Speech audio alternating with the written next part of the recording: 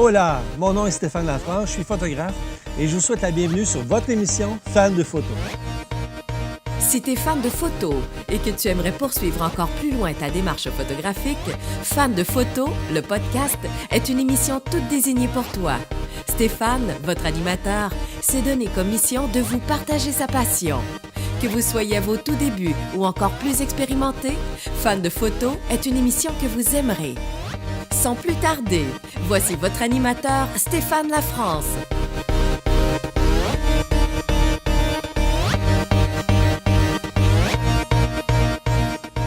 Pour vous parler rapidement de moi, je suis photographe dans la région de l'Estrie. L'Estrie est située dans la province de Québec au Canada. Et j'y pratique sous la tutelle de mon entreprise qui s'appelle les Productions Millimiques.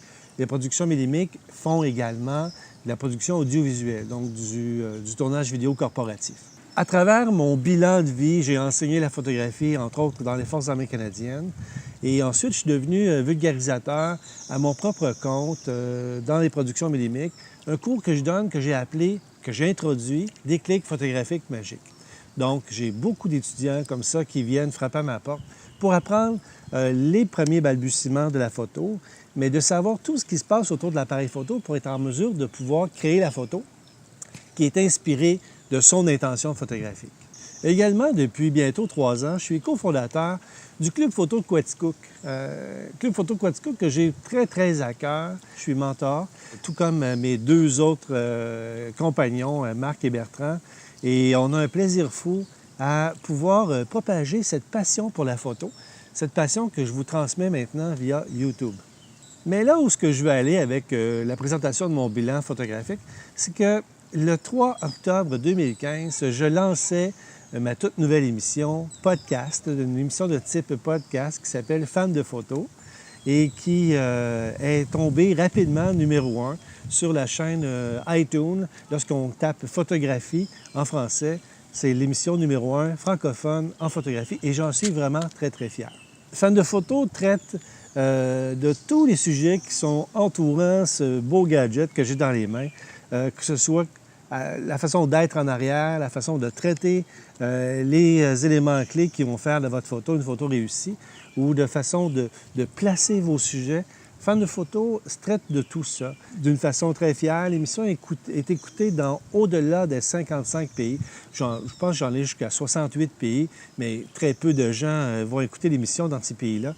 Mais d'une façon très assidue, les gens nous écoutent, m'écoutent, vous écoutent, parce que souvent, nous avons des co-invités dans l'émission. Et si vous avez le goût de faire un wrap-up des émissions qui sont déjà disponibles sur la chaîne iTunes, eh bien, allez-y. Il y a 26 émissions qui vous attendent, puis je pense que ça vaut la peine d'y aller, de les découvrir. Mais n'oubliez pas que ces émissions, elles étaient associées à une plateforme qui s'appelle stéphanelafrance.photo.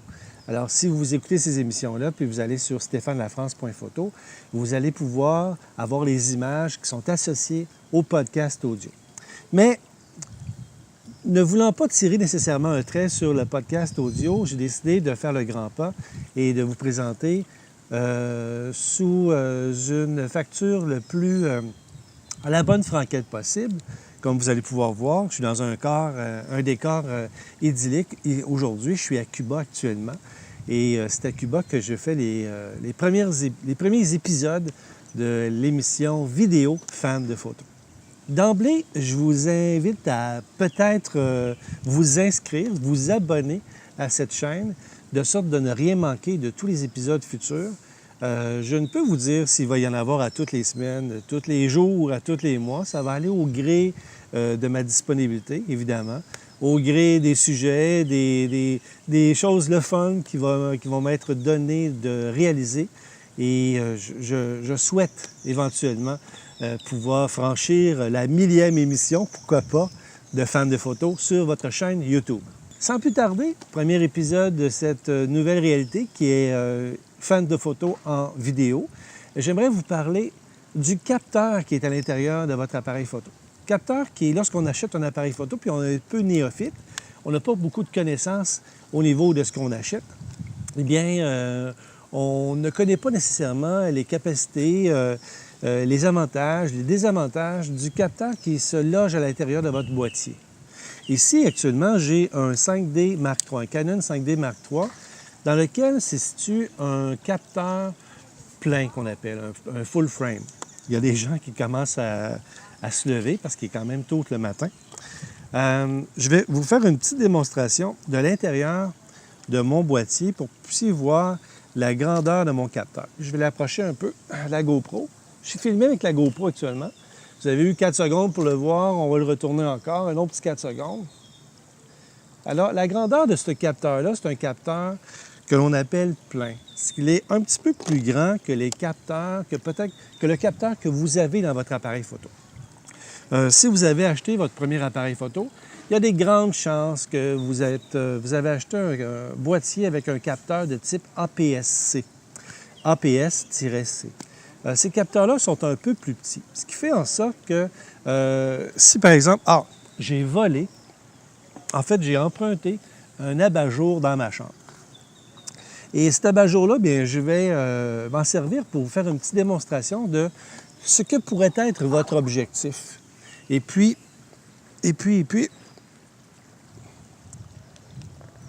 j'ai ramassé 2 objets, une liseuse et puis un livre que ma femme s'apprête à lire. Imaginez que ça, c'est mon capteur et que ça, c'est votre objectif. Alors, vous voyez que le capteur, la forme du capteur, la grandeur du capteur fait presque toute la circonférence de votre objectif. Donc, on peut dire que votre capteur profite de toute la surface de votre lentille à ce moment-ci.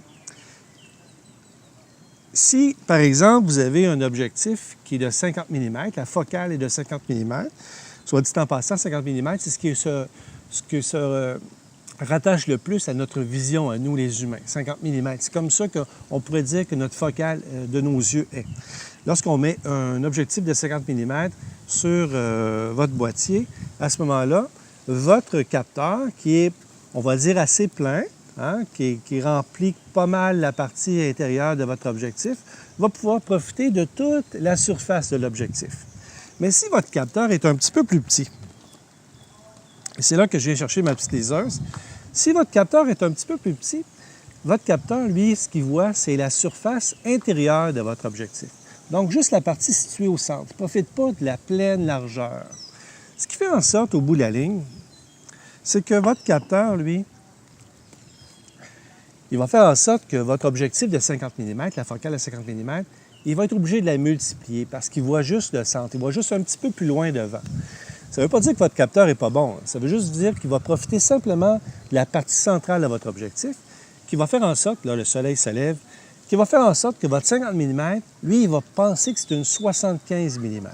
Puis, de toute façon, l'appareil photo, le traitement de l'image va être également pareil. Là. Vous verrez, vous allez n'y voir que du feu. C'est juste que vous ne profitez pas d'une largeur pleine de votre objectif. Parlons peut-être des avantages de ça. Si vous êtes un photographe animalier, vous aimez être très rapproché de votre sujet lorsque vous prenez une photo, eh bien, si par exemple vous disposez d'un objectif de 600 mm, votre capteur, à ce moment-là, ne voyant que la partie intérieure de votre objectif, lui, il va pouvoir multiplier par 1,4, 1,5, 1,6, des fois 2, la capacité de votre objectif à ce moment-là. Donc, si vous avez une 600 mm, puis on va le multiplier par 1,5, un facteur de 1,5, si vous avez une 600 mm, vous vous retrouvez qu'une 900 mm. Alors, c'est merveilleux. Vous allez trouver que c'est vraiment extraordinaire parce que vous pouvez vous approcher encore davantage de votre sujet que si vous pouviez mettre cette baïonnette-là, votre objectif, le baïonnetter sur un boîtier dont le capteur serait plein. Lui, il serait seulement à 600 mm parce qu'il voit toute la surface de votre objectif. Vous pouvez rapidement comprendre que si vous êtes amant de sport,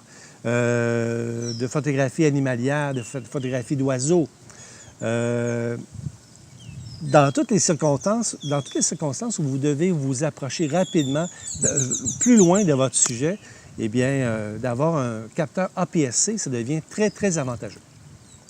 Les désavantages, mais se situent lorsque vous voulez profiter pleinement de la largeur de votre objectif. Si vous avez un objectif grand angle, que ce soit une 10 mm, une 12, une 16.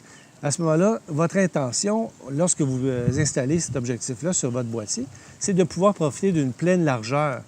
Et le fait d'avoir un capteur qui est APS-C, qui va multiplier votre focale par 1.5, 1.4, 1.6.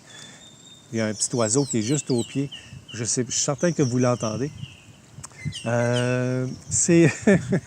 C'est la beauté de pouvoir faire des capsules comme ça un peu partout. Si votre intention, c'est de prendre une photo, par exemple, vous êtes un photographe d'habitation, un photographe immobilier, et que vous voulez faire apparaître la cuisine, le salon, la chambre à coucher, les endroits qui sont absolument très exigus, vous voulez leur donner un peu d'aisance là, devant la caméra, bien, c'est probablement pas le boîtier à pouvoir faire ces photos, puisqu'il va multiplier par 1.5 vos focales. Alors, même si vous mettez une 10 mm, qui est un très grand angle, vous allez profiter peut-être d'un 15 mm à ce moment-là, parce qu'il va multiplier par 1.5 le facteur de votre focale. Si vous deviez avoir des questions, vous aimeriez participer à mon émission, vous aimeriez me poser des questions pour qu'on puisse y répondre là, comme ça via une capsule, eh bien, vous pouvez le faire en m'écrivant à info@stéphanelafrance.photo. N'oubliez pas de vous inscrire sur ma chaîne YouTube pour profiter des prochains épisodes qui vont venir rapidement à vous. D'ailleurs, je vous communique que mon prochain sujet sera l'acquisition ou l'utilisation de votre prochain grand angle ou de votre grand angle. Si vous deviez passer en Estrie, vous avez le goût de vous offrir un cours de photo déclic photographique magique, eh bien, appelez-moi ou contactez-moi à info@stéphanelafrance.photo. D'ici notre prochain rendez-vous, je vous souhaite bonne photo. Ici Jean-François Nollain, élève de Stéphane et son cours Déclic photographique magique. Fan de photo est une idée originale de Stéphane Lafrance photographe. Si vous voulez envoyer vos questions à Stéphane, que ce soit par écrit ou par fichier son, vous pourrez le faire via info@stéphanelafrance en un seul mot, .photo. info@stéphanelafrance.photo. Fan de photo est votre émission et elle s'adresse à tous ceux qui veulent améliorer leur technique photographique. Partagez la bonne nouvelle!